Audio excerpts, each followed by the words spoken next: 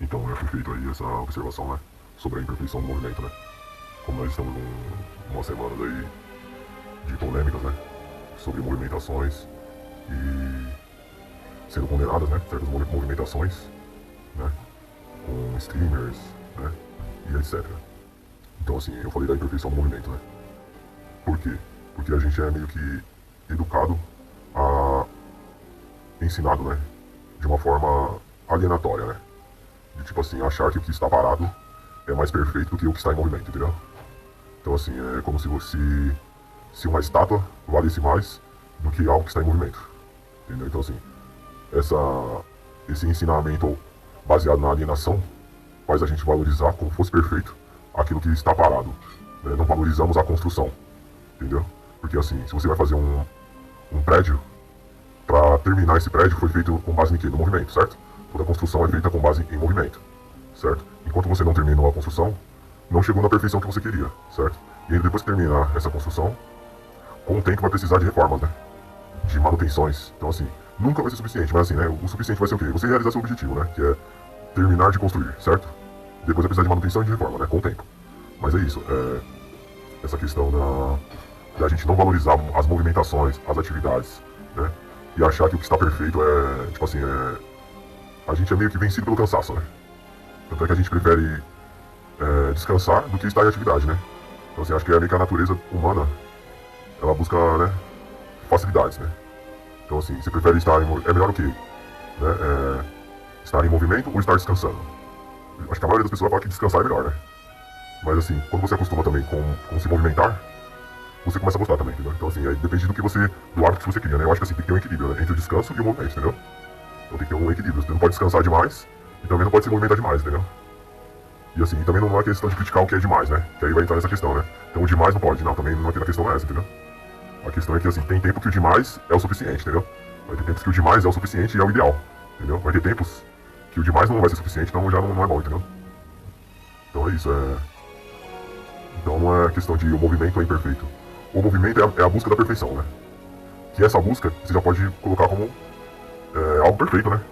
Pra gente parar de ficar idolatrando o estático, né? Porque senão, né, a tendência é a gente valorizar o que é conservador, né? E o progresso a gente condenar, né? Sendo que o progresso que é a perfeição. Por que é a perfeição? Você ganha R$1.000, você não quer ganhar 2.000? Então isso é um progresso. Isso é mais perfeito do que você ficar ganhando o mesmo salário a vida inteira, né? Então assim, se a gente for analisar, a perfeição ela tá no movimento, né? Só que a gente tende a, pela alienação que a gente sofre do sistema, a gente valoriza as coisas ficarem do jeito que são sempre. E a gente fica olhando pra isso achando que isso é perfeito, entendeu? Então, assim, isso que é complicado, né? Por isso que é muito lento o processo de mudança no mundo. Porque a maioria das pessoas escolhem o conservadorismo, que é o conservadorismo. O mundo como está ótimo, mesmo com todos os defeitos. E aí a gente procura ignorar, né? Que as coisas estão sempre como foram. E não tá legal, né? Por a gente ignorar, a gente pega e fala assim, tá perfeito, entendeu? A gente não pode fazer nada, mas poderia, entendeu? Poderia sim, entendeu? Seria melhor, né? Tipo assim, pegando com base na questão do capitalismo, né? Se você ganhar 1.000, não seria melhor você ganhar 2.000? Ou 3.000? 10.000 é melhor do que 1.000? Ela fala assim, não, claro que é, claro que é, entendeu? R$100.000 é melhor do que 1.000? É. R$100.000 é melhor do que 1.000. R$1.000.000 é melhor do que 100.000? É. Entendeu? Então é isso. Isso é o progresso, entendeu? Então quer dizer, o progresso é melhor do que o conservadorismo em algum sentido, né? Assim, você tem que conservar o quê? O que tá bom. Mas com o tempo, é que nem um prédio. Você construiu um prédio, terminou, tá perfeito, né? Do jeito que você queria. Tá perfeito, ok? Só que com o tempo, com chuva, com vento, com fogo, né? Você vai ter que pintar, todo ano você vai ter que pintar as paredes, né? Se tiver algum problema, você vai ter que trocar, né? Então, assim, chegou na perfeição, mas vai precisar de manutenção, vai precisar de reforma, entendeu? Então é isso. Perfeição é isso, entendeu? É você alcançar o objetivo que você queria através da construção, do movimento, né? E com o tempo você ir reformando e fazendo a manutenção de acordo com a necessidade, né? Então é isso, estamos nos dias aí de perseguição, né? De movimentações, né? Mas assim, também não vou ser injusto, né? Tipo assim, né? Se for comparado do que outras pessoas já construíram, né? É complicado, né, mano? É complicado comparar as coisas, né? É muito complicado você comparar as coisas, né, mano? Porque aí, partindo de que princípio você quer comparar, né? Ah, mas o outro tá muito acelerado. E aí? Talvez não é o outro que tá acelerado, talvez é você que é devagar demais, né? Então, assim, isso que é complicado, né?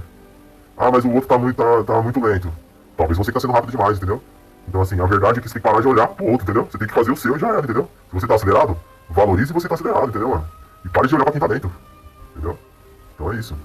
A movimentação, né? Eu fiz uma crítica à movimentação colocando sobre, analisando a movimentação sobre a visão da ótica da imperfeição. Agora eu coloquei a movimentação sobre a ótica da perfeição, né, que é o progresso. Progresso de quê? O progresso de crescimento, de evolução.